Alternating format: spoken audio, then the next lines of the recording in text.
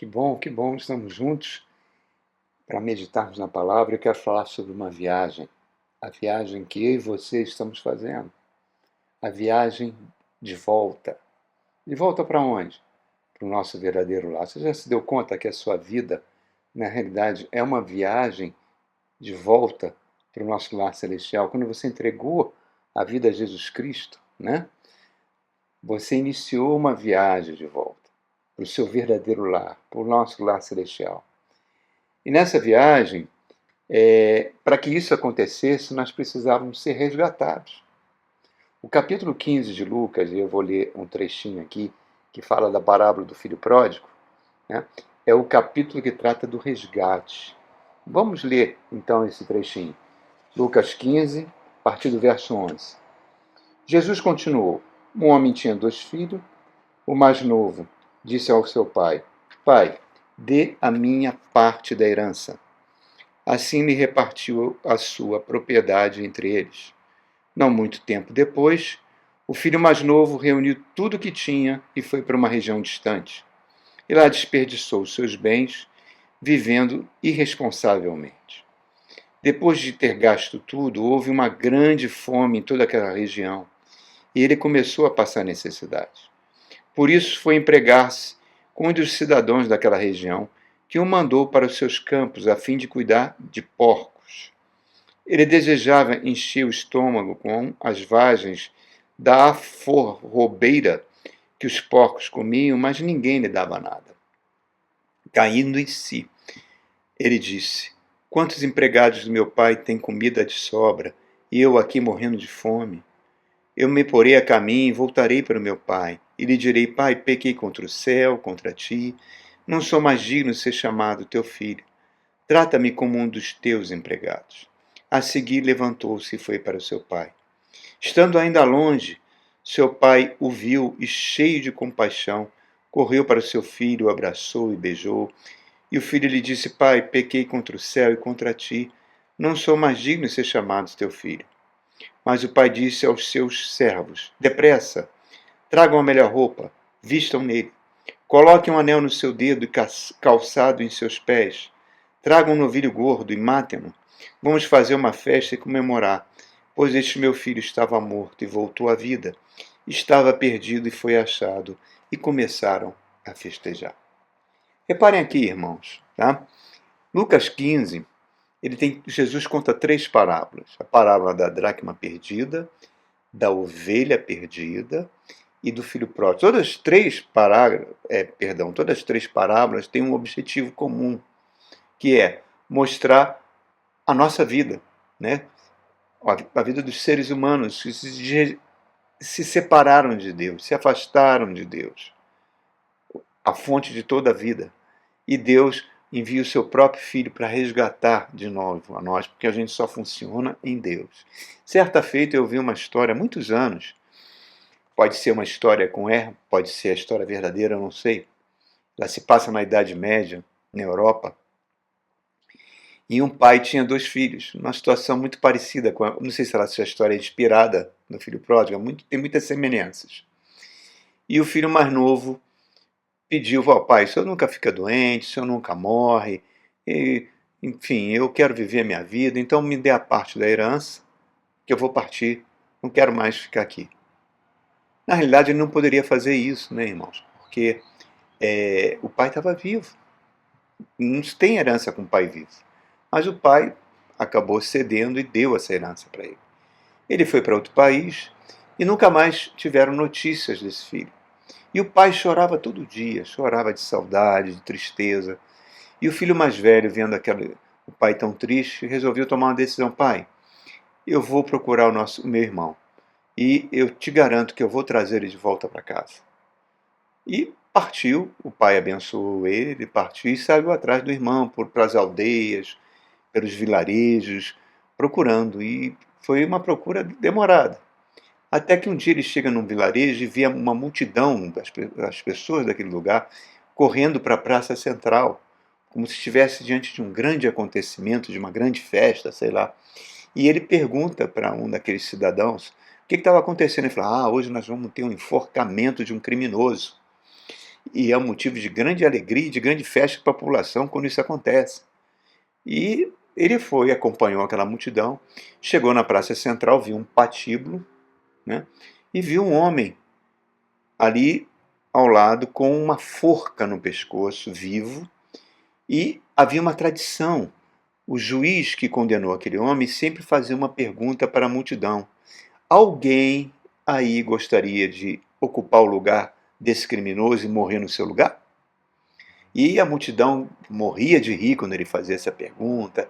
E a multidão, não, enforca, enforca, ele não merece viver, enforca.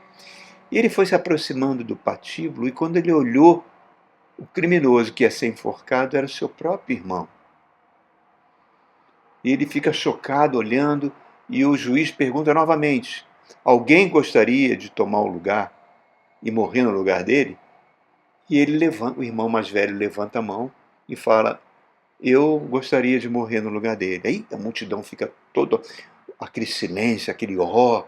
E o juiz, surpreso, perplexo, porque nunca ninguém tomara o lugar de um criminoso. Ele fala: você tem certeza, meu filho, que você quer tomar o lugar desse criminoso? Eu tenho absoluta certeza. E foi se dirigindo ao patíbulo, subiu as escadas. Nisso, o criminoso que ia ser enforcado, que era o seu próprio irmão, reconhece o irmão mais velho e começa a falar com ele: não, irmão, não faça isso. Eu mereci isso, eu torrei toda a herança do pai, eu passei necessidade, eu passei fome, e eu tive que roubar, por isso eu estou sendo condenado, por favor, não faça isso. Aí ele fala: não, irmão, mas o papai chora todo dia de saudades, e eu prometi que levaria você de volta. Então você, por favor, volte para a casa do papai, porque ele está com muita saudade. Não, não faça isso.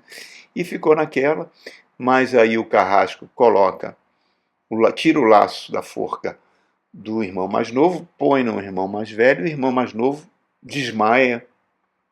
E quando ele acorda, a multidão já tinha ido embora, todos tinham ido embora, ele vê o irmão morto, enforcado no lugar dele. Essa história, irmãos, ela tem tudo a ver com aquilo que Cristo fez por nós. O pecado nos separou da fonte de verdadeira vida. A gente só funciona em Deus. Então, a missão de Jesus Cristo foi exatamente muito parecida com essa história do irmão, que eu contei do irmão mais velho. Foi vir e nos trazer de volta para o Pai, né? E o tempo que nos resta dessa viagem, da nossa vida, a gente viver a verdadeira vida, que só é possível quando Deus está em nós. Por isso que Jesus enviou o Espírito Santo. O Espírito Santo passou a fazer morada em nós. E nós estamos num processo de santificação. Haverá o dia que a gente olhará no espelho e iremos ver a nossa imagem igual à imagem do Cristo. Essa é a missão do Espírito Santo, nos transformar na imagem de Jesus Cristo, né? E para isso tem que acontecer aquilo que João Batista falava: convém que ele cresça e que eu diminua, certo? Então, irmãos, a cruz, na realidade, é como se fosse permitiu comprar o bilhete dessa passagem de volta para o lar celestial. E cada dia que a gente passa aqui, né, vai diminuindo esse tempo, onde estaremos de volta, mais perto de volta do nosso lar. E eu, avançando nessa ilustração que eu quero trazer, eu queria trazer uma ilustração sobre os pombos-correios. Os pombos-correios foram muito usados na Primeira Guerra Mundial. Lembra, na Primeira Guerra Mundial, 1914 a 1918, a gente não tinha ainda aviões, só tinha pouquíssimos aviões, não tinha internet, não tinha nada disso. A comunicação era por traço e ponto, por meio de um código Morse. Mas, no campo de batalha, nas trincheiras, que é, né, os soldados nas trincheiras e o Estado-Maior mais atrás, a comunicação se dava por meio dos pombos-correios. O pombo-correio, ele tinha essa capacidade de ser lançado, amarrava-se 5 pequenas mensagens nas suas patinhas, ele enfrentava qualquer tipo de tempestade, ele ia e voltava certinho para o seu lar de origem. Experimentou-se usar aves maiores, experimentou-se usar aves com maior envergadura, mas nenhuma conseguia fazer esse senso de direção e navegação tão preciso quanto o pombo-correio. Às vezes, uma viagem de barco até a trincheira levava 3 dias. O pombo-correio fazia em 2 horas. Eles eram muito utilizados. Não ficavam doentes, né? Eram extremamente precisos, tanto no local de destino quanto no local de retorno. Esse senso de direção que o pombo-correio tinha, os cientistas depois descobriram que no seu bico havia um traço de magnetita, que é o mesmo mineral utilizado para fazer ímãs, né? E essa magnetita fazia os pombos se orientarem pelo campo magnético terrestre. Olha que coisa fantástica, irmãos. Pois bem, eles então nasciam com esse sensor de detetor do verdadeiro lar. Quando você entregou a vida para Jesus, o Espírito Santo colocou esse sensor em você. Em você.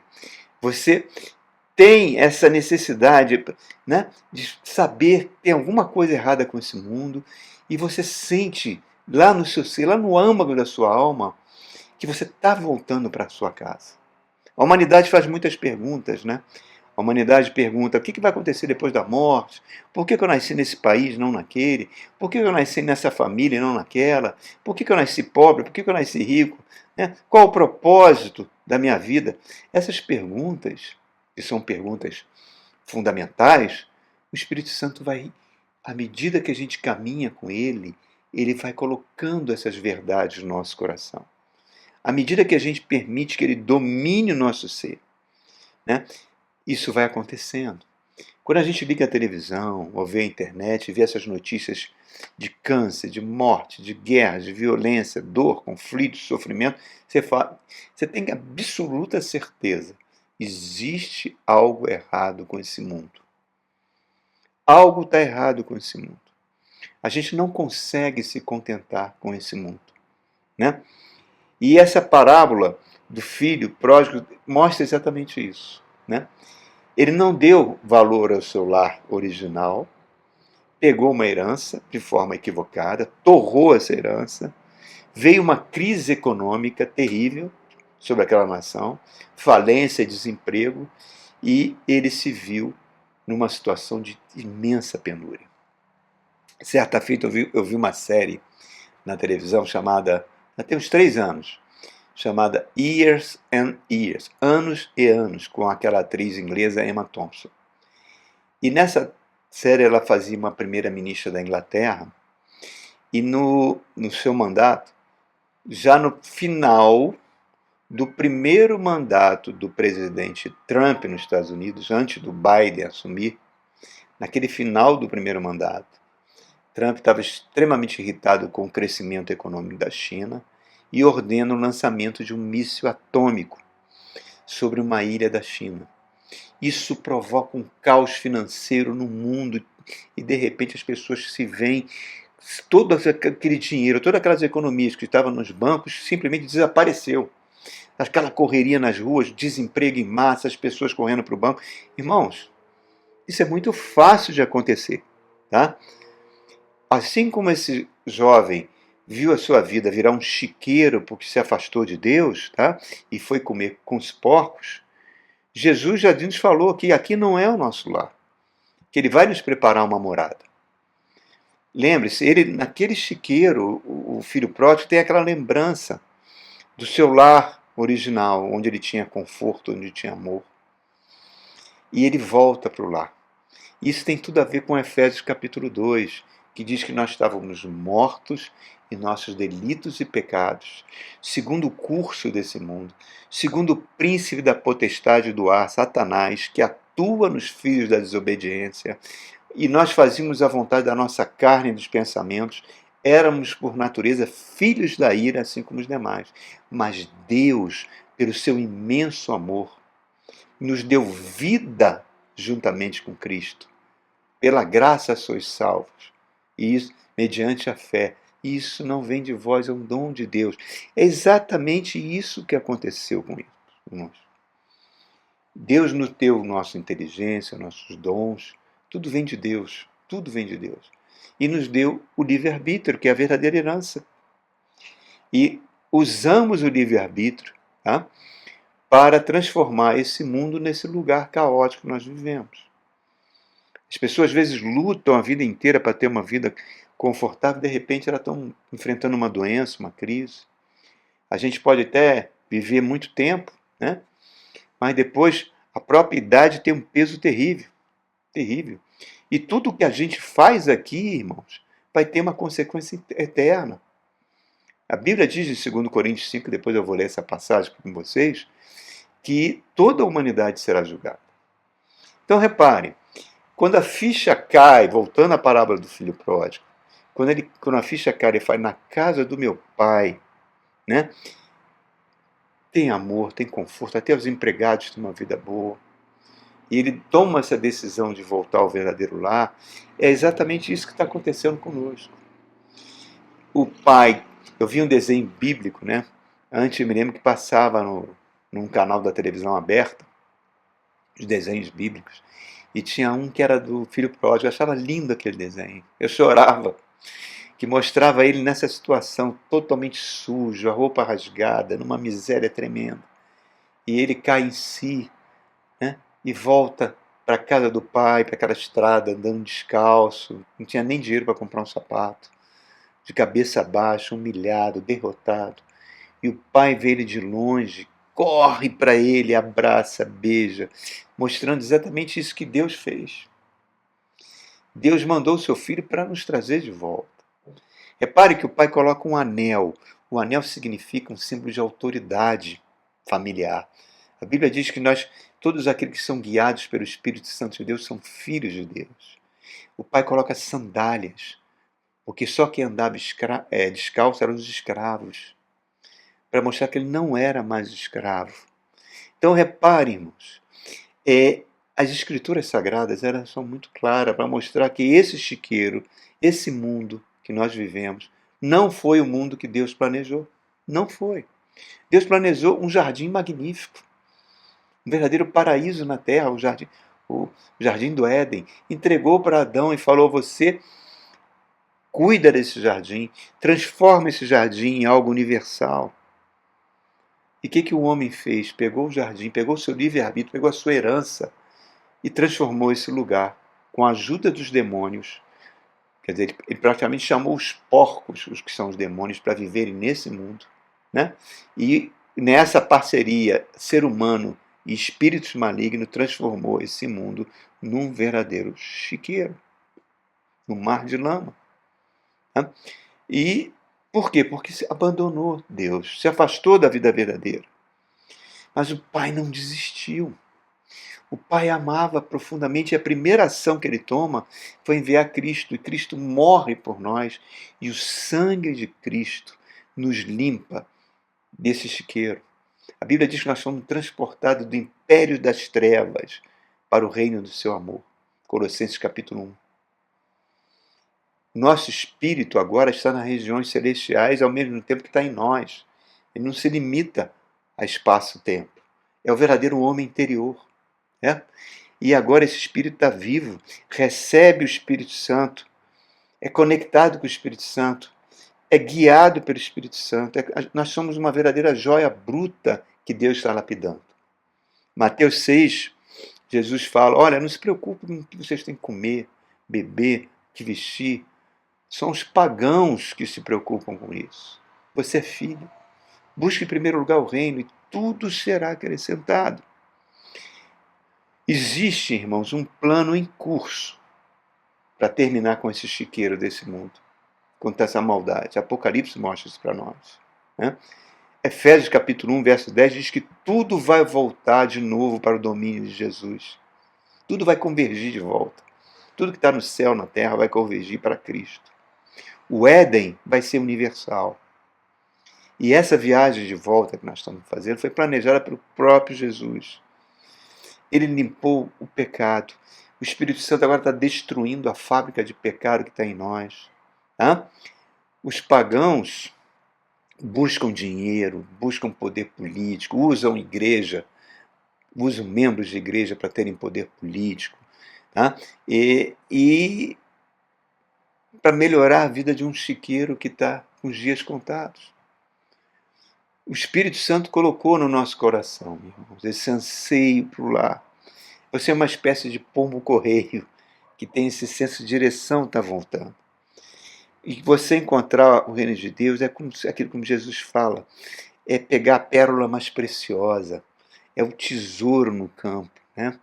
E Deus nos deu o anel, nos deu a autoridade do nome de Jesus, colocou as sandálias nos nossos pés para mostrar que somos filhos. Vamos passar por lutas? Vamos. Vamos passar por provações? Vamos. Mas Ele, pela sua misericórdia, que se renova todo dia, faz que a gente aproveite a viagem de volta, com as suas bênçãos.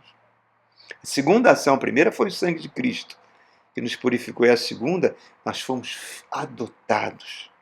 Nós éramos filhos de Adão, a gente tinha o DNA de Adão, né? Que colocou esse mundo nessa situação terrível. E o Espírito Santo agora nos traz de volta e diz mais, nos dota de poder espiritual. Olha Pedro. Pedro negou Jesus Cristo 3 vezes, mas negou de uma forma horrível.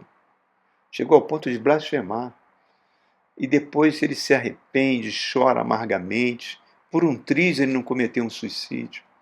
Estava completamente derrotado. E Jesus chega e fala para ele, depois da sua ressurreição, não saiam de Jerusalém até serem revestidos de poder. O Espírito Santo vem sobre eles. Um mês depois, Pedro faz a primeira pregação evangélica. Com ousadia, se levanta e 5.000 pessoas se convertem. Olha a diferença do primeiro Pedro para o segundo Pedro. Qual é a diferença? O Espírito Santo agindo, irmãos. De uma forma poderosa, de uma forma incrível. Então, irmãos, o problema é que muitas vezes, muitos cristãos parecem com o primeiro Pedro. Né? A vida não avança, tem medo do futuro, né? Se tornam muito religiosos, acham que não merecem. Por quê? Está faltando ser cheio do Espírito Santo, irmãos. A pessoa do Espírito Santo. Ele controla a nossa vida, controla o nosso futuro, nos dá dons, nos dá alegria, nos capacita, nos impele a progredir, forma Cristo em nós. É o poder transformador de Deus que está atuando em nós. O mundo não tem isso. Não tem. É? O Espírito Santo não é mais um visitante ocasional, como era no Antigo Testamento. Agora nós somos templo do Espírito, somos guiados por Ele. E agora nós somos filhos de Deus. E nessa jornada de volta, nós vamos produzindo os frutos. Cada vez que você nega o seu ego, nega a sua natureza e faz a vontade de Deus, mais um fruto você produz. Mais o perfume maravilhoso de Cristo flui de você. Irmãos, essas coisas são fantásticas, são fantásticas. Andar no Espírito. Às vezes você reage, alguém te agride, alguém te fere, alguém te machuca, né? Você evita de dar uma palavra ruim, uma palavra de ódio. Você segura aquilo na natureza, você se aquieta, você se coloca nas mãos de Deus, pede para o Espírito consertar. O Espírito vem e conserta tudo. Reconcilia até a gente com nossos inimigos. É uma sabedoria divina, irmãos, escondida dos pagãos, porque ela é espiritual. A terceira ação, nessa viagem de volta, o Espírito Santo vai nos guiando em toda a verdade. Jesus falou, conhecereis a verdade e elas vos libertará. Essa verdade é um escândalo para os intelectuais, para os filósofos, porque não conseguem perceber a realidade espiritual que o Espírito Santo traz. O homem natural não entende as coisas do Espírito. E nessa terceira ação já emenda a quarta, é o perdão dos nossos pecados. O pagão não acredita em pecado. Pequei de quê? O que eu pequei? Eu não preciso de perdão, salvo de quê? E se esquece que um dia ele vai ser julgado e vai estar debaixo da ira de Deus. Agora a gente foi perdoado, não tem mais lugar para sentimentos de culpa. Tá? A minha consciência foi lavada pelo Cordeiro de Deus. Tá? E essa paz, né, a minha culpa foi morta na cruz do Calvário. Eu não sou mais vítima de remédios de tarja preta para poder dormir. Não. Eu agora tenho uma vida nova. E por isso é mais uma ação do Espírito Santo. A quinta, eu vivo com esperança e vivo com paz, irmão. Paz de espírito. Por quê? Porque eu não confio mais nas minhas próprias capacidades, nos planos econômicos. Eu sei em quem tenho crido. Eu sei quem me guarda e Ele é fiel. A esperança é a âncora da alma, como diz o livro de Hebreus. Né? E sempre faz bem. Eu sempre sei que num momento ou no outro eu vou experimentar a bondade e a misericórdia de Deus. Isso provoca paz no meu espírito. Nesse mundo louco, sujeito a trovões e trovoadas, a preços, a desastre, a tanta coisa ruim que pode desabar sobre nós, eu recebo a paz para me aquietar. Eu vou olhar os lírios do campo, é como Jesus mandou fazer. Eu vou ter tempo para contemplar a bondade e a misericórdia de Deus. E a última ação nessa viagem de volta, oh, que viagem boa! O Espírito Santo é meu companheiro. É meu companheiro de todo dia, toda hora, em qualquer lugar ele está comigo. Em qualquer circunstância ele está comigo. Eu posso, no meio das dores, no meio das dificuldades, eu sinto a sua presença. É luz para o meu caminho, ele me ilumina e nas minhas decisões diárias. Olha, meu irmão, às vezes eu entro num beco de trevas, ele vai lá e me tira de lá. Eu caio, ele me levanta. Eu aprendo a ter comunhão com os meus irmãos. O mundo, ele enche as pessoas de entretenimento, né? Mas sempre provoca um vazio na alma, porque esse vazio, como dizia Santo Agostinho, lá no século IV, só pode ser preenchido por Deus. Só Ele pode fazer. Só Ele dá a alegria verdadeira. Só Ele pode dar esse bom humor, essa saúde mental, que é a presença de Cristo. Nós estamos numa terra de porcos, irmãos. Tá? Nós estamos debaixo de choques, de traições, né? De puxada de tapetes, de tanta coisa ruim que pode acontecer. Mas mesmo que eu caia, Ele vai me levantar. Então valorize os momentos com o Espírito Santo, seja na sua igreja, seja na pregação da palavra, seja no seu quarto orando. Ele colocou Satanás de joelhos, meu irmão. É o mesmo poder que ressuscitou Jesus dentre os mortos. Ele age em nós. Então, irmão, busque o reino. Busque sempre o reino.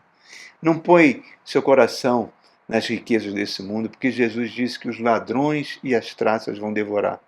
Né? Vamos tirar o não do nosso futuro, porque em Jesus temos sempre o sim. O Espírito Santo me adotou, me selou com o seu Espírito, e eu agora estou numa viagem de volta para o meu verdadeiro lar. E eu encerro essa mensagem, irmãos, com uma passagem que está em 2 Coríntios capítulo 5, logo nos primeiros versos. O apóstolo Paulo, totalmente inspirado pelo Espírito Santo, escreve esse texto lindo. Só que eu vou ler para você na versão A Mensagem, né? Que é uma versão para a linguagem de hoje. Olha que palavras belíssimas que têm tudo a ver com o que nós falamos aqui. Por exemplo, sabemos que quando o nosso corpo se desfizer, com uma tenda desmontada, ele será substituído por um corpo de ressurreição no céu, feitos por Deus, não por mãos humanas. E nunca mais teremos de montar nossas tendas outra vez. Olha que coisa linda. O desejo de mudar, às vezes, é tanto que choramos de frustração. Né? O Espírito Santo coloca. Em comparação com o que está por vir, a vida aqui se parece com uma estadia numa cabana caindo aos pedaços. É exatamente isso. Já estamos cansados disso. O que temos é apenas um vislumbre da verdadeira realidade. Nosso verdadeiro lar, nosso corpo ressuscitado.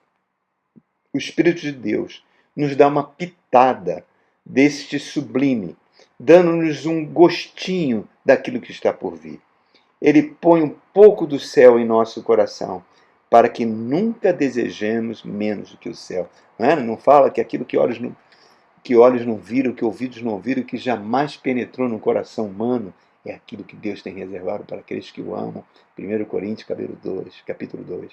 Continuando aqui, a partir do verso 6. É por isso que vivemos alegre. Vocês não ficarão vendo as coisas de cabeça para baixo. As circunstâncias desfavoráveis não irão nos abater. Ao contrário, elas apenas nos fazem lembrar do glorioso futuro que nos aguarda mais adiante. É por isso que confiamos naquele que nos mantém caminhando, mesmo que não o vejamos. Acha que uns buracos na estrada ou algumas pedras no caminho irão nos parar? Quando chegar a hora, estaremos prontos para trocar o exílio pelo nosso verdadeiro lar. Oh, coisa linda! Essa viagem de volta, coisa fantástica. Mas nem o exílio, nem o nosso verdadeiro lar são os que mais importam. Servir a Deus com alegria é o principal e o que desejamos fazer, a despeito das circunstâncias. Cedo ou tarde, todos teremos de ficar frente a frente com Deus, independentemente de nossas condições. Compareceremos à presença de Cristo e receberemos o que plantamos por meio da nossa conduta, seja ela boa ou má. Olha como é importante o nosso viver aqui. Essa expectativa nos manterá vigilantes. Podem estar certo. Não é pouca coisa saber que todos os dias, um dia, teremos que enfrentar um julgamento. Daí a urgência em exortarmos todos a que se preparem para estar na presença de Deus. Só Deus sabe quanto nos dedicamos a isso, mas espero que vocês percebam quanto nos preocupamos com essa questão. Terminando. Não dizemos isso com a intenção de parecermos bons aos olhos de vocês, mas por pensar que vocês se sentiriam bem, orgulhosos, até por saber que estamos do seu lado e que não somos simpáticos apenas na presença de vocês, como fazem alguns. Se eu agir loucamente, fiz isso por Deus. Se eu agir de maneira sensata, foi por vocês. O amor de Cristo me impulsiona a tais extremos. Seu amor tem a primeira e última palavra em tudo o que fazemos. É isso aí, irmãos. Estamos numa viagem de volta. Amém? E que o Espírito Santo enche o seu coração de alegria, de poder, de paz. E até o nosso próximo encontro. Fique com Deus, querido.